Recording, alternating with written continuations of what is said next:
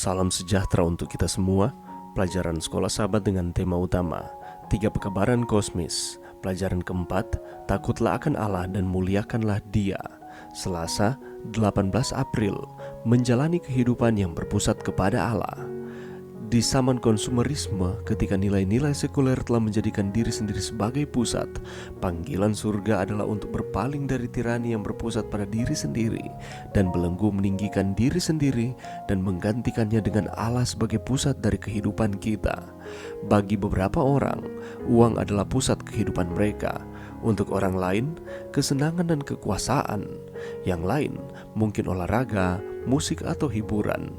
Pekabaran kitab Wahyu adalah satu seruan yang jelas untuk takut, menghormati, dan memuliakan Allah sebagai pusat kehidupan yang sejati. Bacalah Matius 6 ayat 33, Kolose 3 ayat 1 dan 2, dan Ibrani 12 ayat 1 dan 2. Apakah yang ayat-ayat ini sampaikan kepada kita mengenai menjadikan Allah pusat sejati kehidupan kita?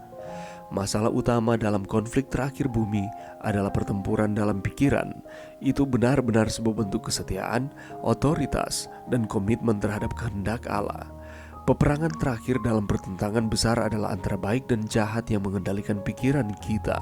Rasul Paulus memberikan kita nasihat ini. Hendaklah kamu dalam hidupmu bersama menaruh pikiran dan perasaan yang terdapat juga dalam Kristus Yesus. Pikiran adalah benteng keberadaan kita. Itu adalah mata air dari tindakan kita. Kata hendaklah berarti mengizinkan atau memutuskan. Itu berbicara tentang sebuah tindakan dari kehendak. Pilihan untuk memilih pikiran Kristus adalah keputusan untuk mengizinkan Yesus membentuk pemikiran kita dengan hal-hal yang kekal. Tindakan kita mengungkapkan di mana proses berpikir kita berada. Takut akan Tuhan berarti menjadikannya pertama dalam hidup kita. Pikirkan tentang betapa mudahnya mengendalikan pikiran Anda. Setidaknya ketika Anda sadar bahwa Anda perlu mengendalikannya. Seringkali masalahnya adalah bahwa kecuali kita melakukan upaya sadar untuk memikirkan hal-hal yang benar, perkara yang di atas, bukan yang di bumi, pikiran kita yang jatuh dan berdosa sebagaimana adanya, secara alami akan cenderung ke arah hal-hal dasar, perkara dari dunia.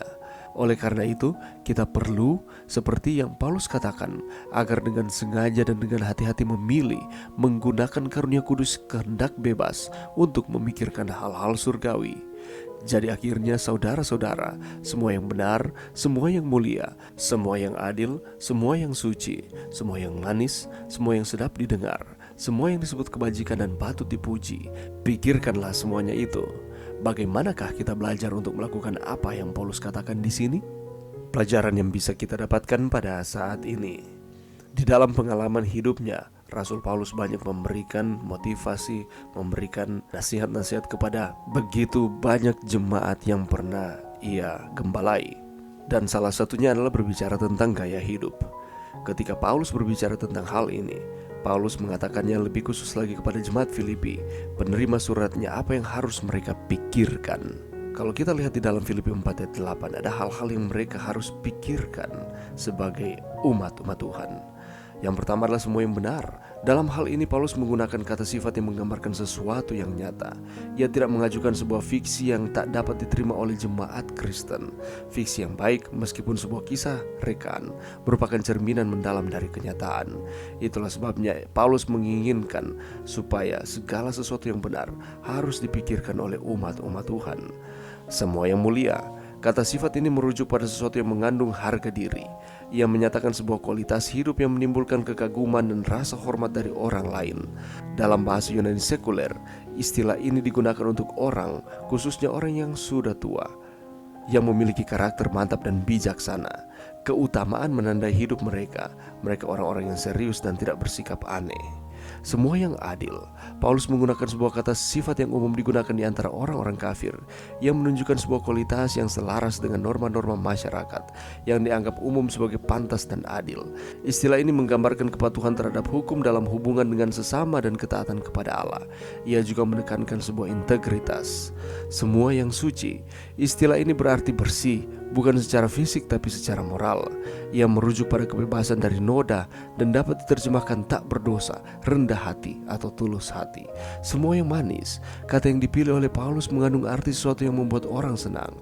Secara negatif, itu bukan sesuatu yang tidak menyenangkan. Secara positif, itu adalah sesuatu yang memikat hati dalam arti yang baik. Semua yang sedap didengar, segala sesuatu yang enak untuk didengar, kata-kata yang manis, kata-kata yang memberikan pengharapan, kata-kata yang memberikan semangat, yang pantas. Dan kata ini dapat diterjemahkan sebagai yang seharusnya dihormati dan dihargai orang. Sebagai kesimpulannya, Paulus menulis bahwa pikiran kita dapat memikirkan segala sesuatu yang secara moral dapat disebut sebagai kebajikan dan patut dipuji.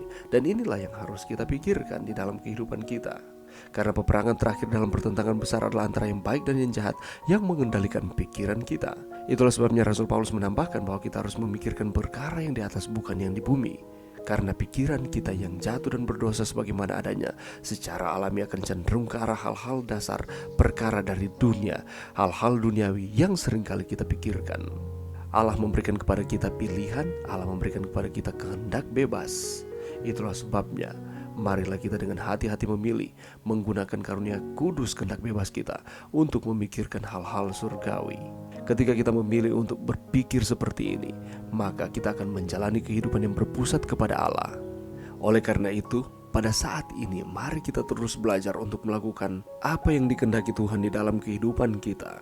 Salah satunya adalah di dalam Filipi 4 ayat 8. Segala sesuatu yang baik, benar, suci, mulia, manis didengar, patut dipuji, semua yang disebut kebajikan, dan apapun itu, mari kita belajar untuk memikirkan itu di dalam kehidupan kita. Mari berdoa. Terima kasih Tuhan atas firman-Mu pada saat ini. Bantu kami Tuhan untuk kami dapat menjalani kehidupan kami berpusat kepada Allah. Dengan caranya kami dapat menaruh setiap pikiran kami dan perasaan kami kepada Yesus Kristus. Ini doa kami Tuhan, di dalam nama Yesus. Amin.